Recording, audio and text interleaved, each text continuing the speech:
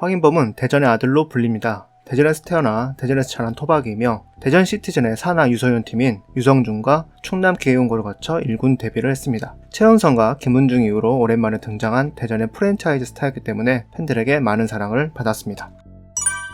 황인범의 본가는 장수 황씨입니다. 국가대표 동료인 황의조가 한 인터뷰에서 본인도 장수 황씨라고 밝혔는데 확률로 따지면 황인범이 황의조의 손잡벌이라고 합니다. 황인범의 롤모델은 이니에스타입니다. 양발잡이, 퍼스트 터치, 넓은 시야, 창의적 패스 등 실제 플레이도 이니에스타와 닮은 구석이 많아서 본격적으로 이름을 알리기 시작할 때부터 국내 축구 팬들에게 한국의 이니에스타라 불렸습니다.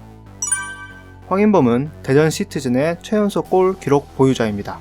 2015년 5월 30일 포항을 상대로 최연소 골을 기록했으며 이전 기록 보유자는 서명원입니다. 참고로 K리그 최연소 골 기록은 부산 아이파크의 김진규가 가지고 있습니다.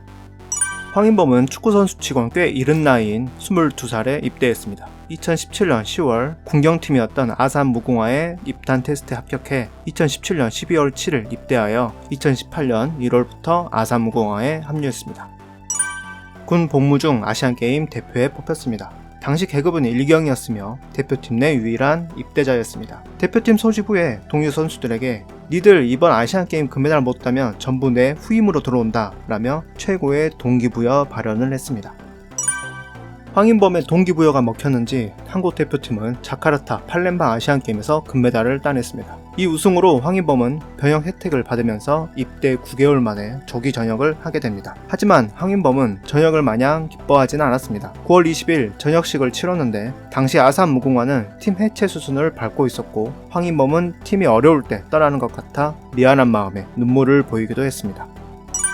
아시안게임 대표팀 외모 서열에 대한 질문을 받은 황인범은 본인을 20명 중 18위로 뽑았습니다. 자신의 뒤에 있는 멤버로 황희찬과 나상호를 지목했습니다.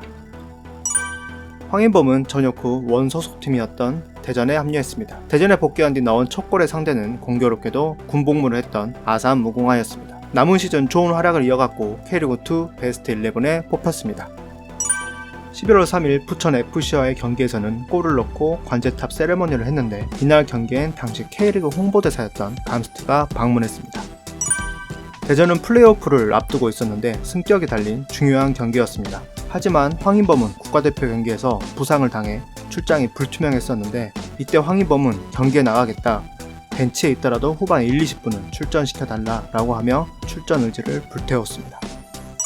단호한 결의에도 불구하고 플레이오프 2경기에서 벤치에도 앉지 못합니다. 이는 대전의 감독이었던 고종수의 결정이었습니다. 고종수 본인이 선수 시절 무릎 부상을 참고 뛰었다가 큰 부상을 당한 뒤 무너진 기억이 있었고 황인범을 교체 명단에 넣어두면 혹시라도 쓰게 될까봐 아예 명단에서 뺀 것이었습니다. 이때 고종수는 너에게는 아직 기회가 많다. 이번이 내 인생 마지막 경기가 아니다 라고 했습니다.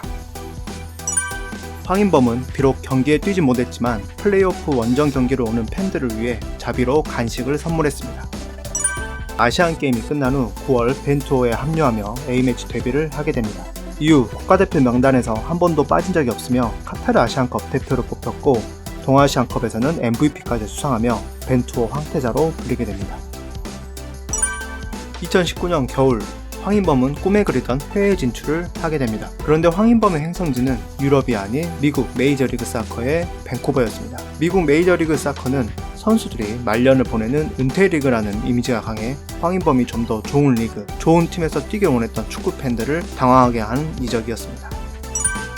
밴쿠버는 황인범 영입에 지극정성을 다했습니다. 밴쿠버 부사장은 대전에 있던 황인범의 가족까지 찾아가 왜 자신들이 황인범을 원하는지 프레젠테이션을 했으며 어머니와 형을 직접 구단으로 초청했다고 합니다. 이때 어머니는 밴쿠버 부사장에게 결정은 인범이가 하는 거지만 밴쿠버는 가족 중 2명의 표를 이미 얻었다 라고 했습니다. 이러한 과정을 전해들은 황인범은 점점 더 확신이 생겼다고 합니다.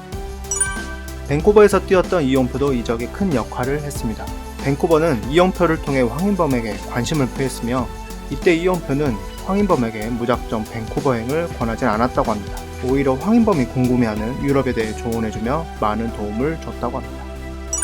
2020년 8월 황인범은 러시아의 루빈 카잔으로 이적을 합니다. 코로나로 인해 미국 메이저리그 사커 경기가 중단된 상태였고 별다른 소식이 없다가 들려온 뜬금 이적 소식이었기 때문에 또다시 축구 팬들을 당황하게 했습니다. 김동진, 현영민, 이호, 오범석, 유병수, 김남일에 이어 러시아 리그에서 뛰는 7번째 한국 선수가 됐습니다.